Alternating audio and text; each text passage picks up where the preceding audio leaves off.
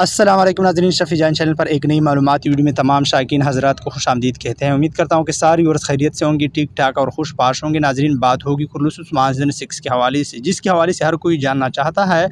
हाल ही में कुल्लूस उस्मान सीरीज़ के नए आने वाले सीज़न 6 के लिए हर कोई काफ़ी शिद्दत से इंतज़ार करता है, जो कि अक्टूबर के पहले हफ्ते में ये सीज़न हमें देखने को मिलेगा।